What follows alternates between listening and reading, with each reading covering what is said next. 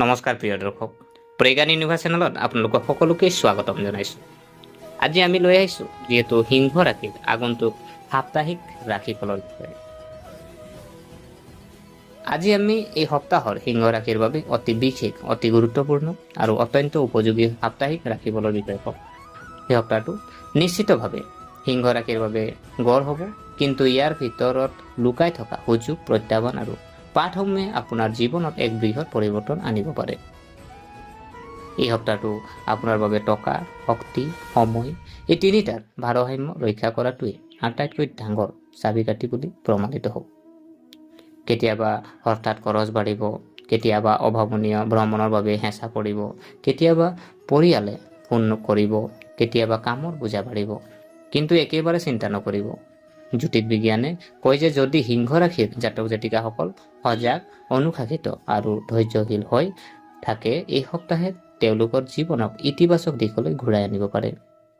গতিকে আমি পলম নকৰি আহক আমি ভিডিঅ'ৰ মাজলৈ সোমাই যাওঁ। প্ৰথমতে আমি জানো আহক সিংহ ৰাশিৰ সাপ্তাহিক সাৰাংশ। এই সপ্তাহৰ প্ৰথম দিনাৰ পৰাই সিংহ ৰাশিৰ স্বভাৱ সলনি হ'বলৈ আৰম্ভ কৰিব। অনুভৱ কৰিব চাপ, ব্যস্ততাপূৰ্ণ সূচী, আৰ্থিক হেঁচা, পৰিয়ালৰ দায়িত্ব, কিন্তু একে সময়তে সুযোগ, কেৰিয়াৰৰ অগ্ৰগতিৰ লক্ষণ, সম্পৰ্কৰ উন্নতি, আপোনাৰ মনত নতুন শক্তি জাগ্ৰত হ'ব। সপ্তাহৰ আৰম্ভণিতে কিছুমান কাম আপোনাৰ পৰিকল্পনা অনুসৰি নহ'ব। আপুনি ভাবিব এ আৰু ইয়াৰ পৰা ওলাই আহিব বি। আপোনাৰ উদ্দেশ্য হ'ব এটা দিশত কাম কৰা, কিন্তু পৰিস্থিতি আপোনাক আন এটা অৱস্থাত লৈ যাব। এই ভাৰসাম্যহীনতাই অস্থিৰতাৰ সৃষ্টি কৰিব পাৰে, কিন্তু মাত্ৰ দুদিন পিছতে স্বাভাৱিক অৱস্থালৈ ঘূৰি আহিবলৈ আৰম্ভ কৰিব। জ্যোতিষ বিজ্ঞানৰ মতে এই সপ্তাহত সূৰ্যৰ অৱস্থানে আপোনাৰ আত্মবিশ্বাস বৃদ্ধি কৰিব, কিন্তু চন্দ্ৰৰ পৰিৱৰ্তিত গতিবিধিয়ে কেতিয়াবা আপোনাৰ আৱেগক শান্ত আৰু কেতিয়াবা অস্থিৰ কৰি তুলিব। এই সপ্তাহত আপুনি তিনিটা কথা মনত ৰাখিব লাগিব।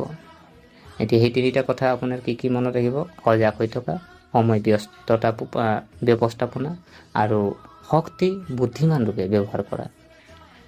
সজাগ হৈ থকা, সময় ব্যৱস্থাপনা, শক্তি বুদ্ধিমান ৰূপে ব্যৱহাৰ কৰা, এই তিনিটা কথা কিন্তু এই সপ্তাহত আপুনি মনত ৰাখিব। সিংহ ৰাশিৰ সাপ্তাহিক কেৰিয়াৰৰ ৰাশিফল আমি যদি চাওঁ, এতিয়া কেৰিয়াৰৰ কথা কওঁ, যিটো এই সপ্তাহৰ আটাইতকৈ গুৰুত্বপূৰ্ণ ক্ষেত্ৰ। সিংহ ৰাশিৰ বাবে এই সপ্তাহে অগ্ৰগতি আৰু কৰ্মৰ চাপ বৃদ্ধি দুয়োটাকে আনিব। সপ্তাহৰ আৰম্ভণি আমি যদি চাওঁ, এই সময়ত আৰু আপোনাৰ কাম হ'ব, সময় কম হ'ব। আপোনাৰ বছ বা আপোনাৰ জ্যেষ্ঠ বিষয়াৰ হঠাতে আপোনাক কাম নিযুক্তি দিব পাৰে, নতুন দায়িত্ব দিয়া হ'ব। এইটো এটা সময় খৰখেদাকৈ সিদ্ধান্ত লোৱাৰ পৰা হাত সাৰিবলৈ আপুনি চেষ্টা কৰিব। যদি আপুনি খৰখেদাকৈ সিদ্ধান্ত লয়, ইয়াৰ ফলত লোকচানৰ সৃষ্টি হ'ব পাৰে। প্ৰতিটো কামৰ কাষ চাপিব লাগিব, চিন্তাশীলভাৱে পৰিকল্পনা কৰা আৰু ধৈৰ্যৰে। সপ্তাহৰ আমি মাজভাগ যদি আমি চাওঁ, ধৰি লওক আপোনাৰ 4 তাৰিখৰ পৰা আপোনাৰ 4 দিনৰ পৰা আপুনি 5 দিনলৈকে যিটো আপোনাৰ সময় থাকিব, এই সময় সিংহ ৰাশিৰ বাবে উৎকৃষ্ট বুলি বিবেচিত হ'ব। কাম ত্বৰান্বিত হ'ব। যোৱা কেইদিনমানৰ পৰা আপুনি স্থগিত ৰাখি থকা যি কাম আছিল, এইবোৰ সোনকালে সম্পূৰ্ণ হ'ব। এই সময়ছোৱাত প্ৰমোচনৰ কথাও হ'ব পাৰে। আপুনি হয়তো নতুন প্ৰজেক্ট এটা পাব পাৰে। আপোনাৰ আত্মবিশ্বাস বাঢ়িব। কৰ্মস্থলীত আপোনাৰ মাত শুনা যাব। যদি আপুনি চাকৰি সলনি কৰাৰ কথা ভাবিছে, তেন্তে এইবাৰ আপোনাৰ বাবে এটা ভাল খবৰ আহিব পাৰে। সপ্তাহৰ শেষ, যিটো হ'ল আপোনাৰ 6ষ্ঠ দিনৰ পৰা আপুনি 7ম দিনলৈকে, এইবাৰ আপোনাৰ ইতিবাচক হ'ব, কিন্তু কিছু ব্যস্ততা টিকি থাকিব। আপুনি অনুভৱ কৰিব মানসিক ক্লান্তি, জিৰণি লোৱাৰ দাবী, যেনে ধৰি লওক আপোনাৰ মৃতদেহটোৱে যেনেকৈ জিৰণি লয়, এনেকৈ আপুনি জিৰণি লৈ থাকিব লাগিব। কিন্তু যেতিয়া কাম সম্পূৰ্ণ হয়, হৃদয়ত সন্তুষ্টি থাকিব। সিংহ ৰাশিৰ আমি পৰিয়ালৰ ৰাশিফল যদি চাওঁ, পৰিয়াল এই সপ্তাহত আপোনালোকৰ বাবে শক্তিৰ উৎস হ'ব, কিন্তু আৰম্ভণিতে অলপ হেঁচা অনুভৱ কৰিব পাৰে। সপ্তাহৰ আৰম্ভণি আমি যদি চাওঁ, ঘৰুৱা দায়িত্ব, পৰিয়ালৰ এজন সদস্যৰ সমস্যা, শিশুৰ কাম কাজ, বৃদ্ধৰ যত্ন লোৱা, এই সকলোবোৰ কাৰকে আপোনাক ব্যস্ত কৰি ৰাখিব।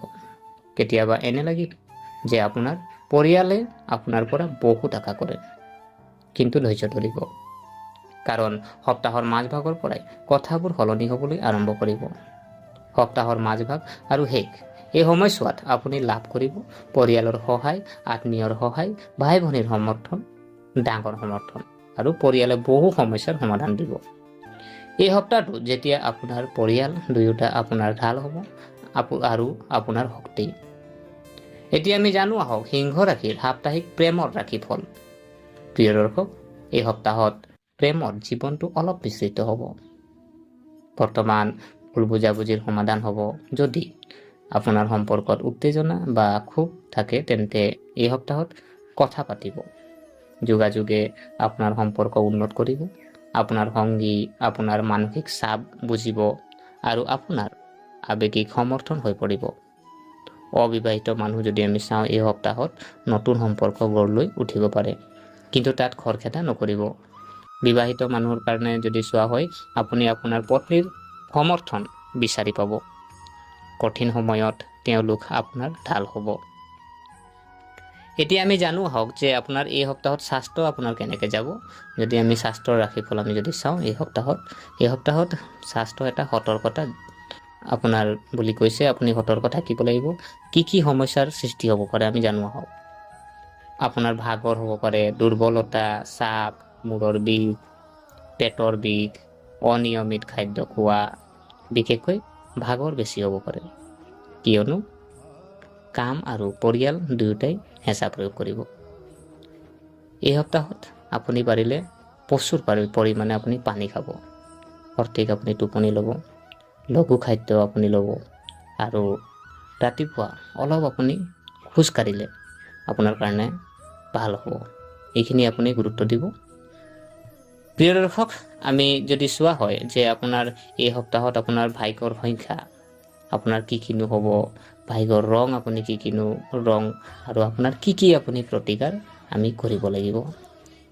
প্ৰিয় দৰ্শক, যদি চোৱা হয় আপোনাৰ ভাগ্যৰ সংখ্যা আমি যদি চাওঁ 1, 5 আৰু 3 আৰু আপোনাৰ ভাগ্যৰ ৰং যদি চোৱা হয় যিহেতু গোল্ডেন, কেশৰ, আপোনাৰ ৰঙা।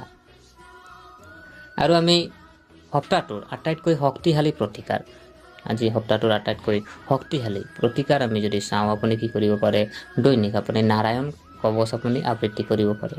ইয়াৰ ফলত সুৰক্ষা প্ৰদান আৰু মানসিক শান্তি বৃদ্ধি। কৰ্মক্ষেত্ৰত বাধা আঁতৰাই পেলাওক। সিদ্ধান্ত গ্ৰহণৰ ক্ষমতা শক্তিশালী কৰা, ঋণাত্মক শক্তি আঁতৰাই পেলাওক। প্ৰিয় দৰ্শক, এই সপ্তাহত সিংহ ৰাশিৰ বাবে এইটোৱে আছিল সম্পূৰ্ণ যিহেতু বিশদ ৰাশিফল।